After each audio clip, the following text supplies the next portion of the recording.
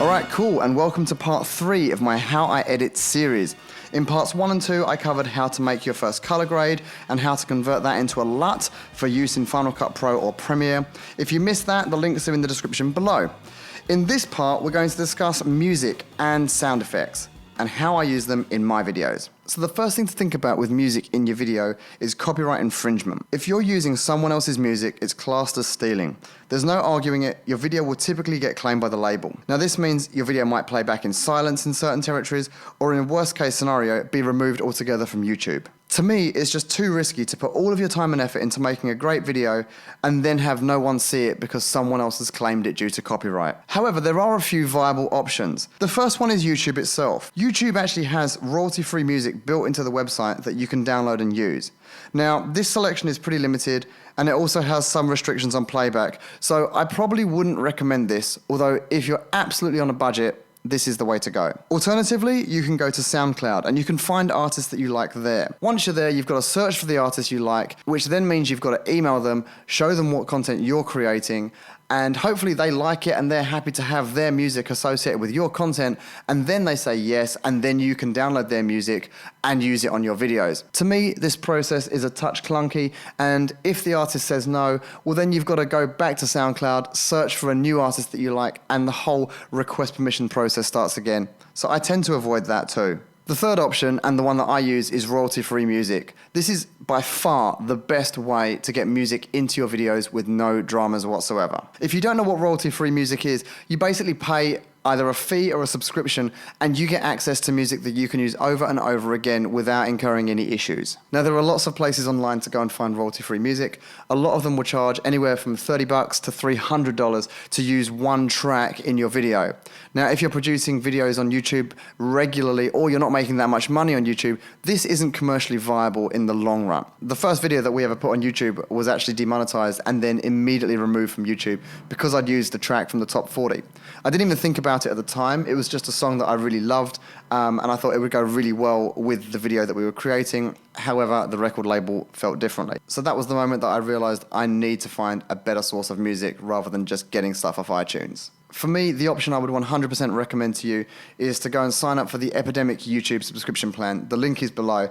They have over 30,000 tracks, both with and without vocals, so depending on your preference, you can choose, and over 60,000 sound effects, which I'll come to later, but they are very beneficial. So you can search and download any track you want as many times as you want, and you'll never get a strike on your channel for using this music. It's really great.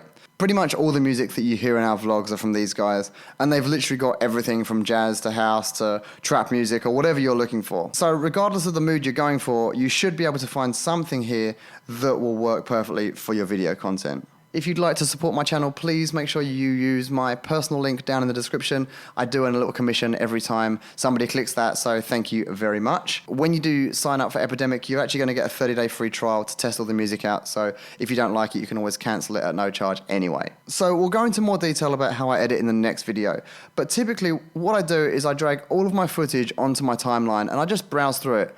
I just check what I've got and kind of figure out what sort of vibe I'm looking for with my music. If I put a banging house track to this beautiful serene village, it's gonna look crazy. So in this instance, I'm probably gonna go for some chilled jazz style music. I think that'll work really well for this footage. So once I've found my track, I grab it and I drop it onto the timeline, and I'll immediately reduce the levels to around about -6 dB.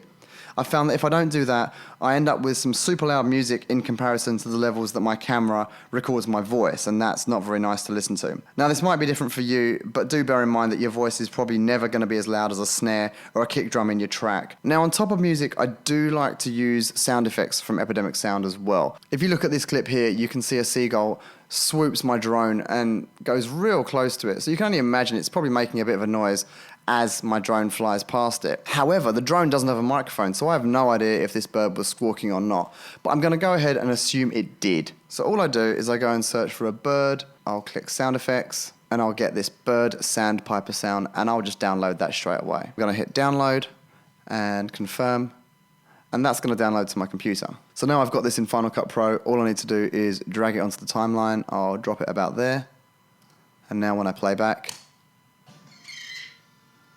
There's bird noise. Sounds great. In this scene, the drone is much closer to the ground, but there's still no ocean sound.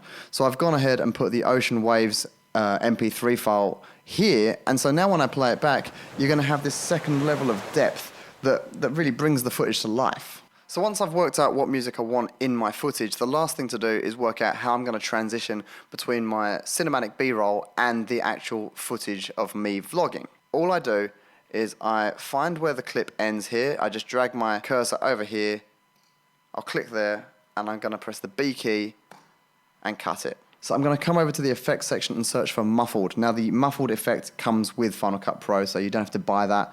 And I'm just going to drag that straight onto the footage. Now that has actually muffled the sound. Imagine you put a pillow over the top of a speaker. That's what it's going to sound like. Now what I want to do is create a transition between these two.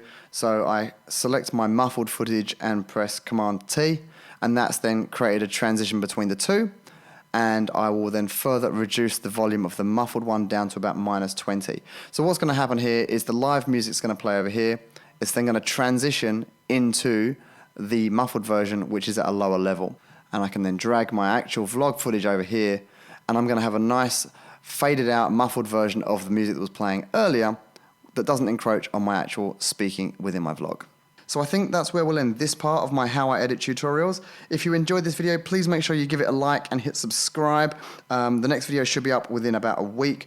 In the next video, I'm going to go quite deep into how I edit, and most specifically how I edit to the music. I've had a lot of requests for that, so hopefully you'll like that.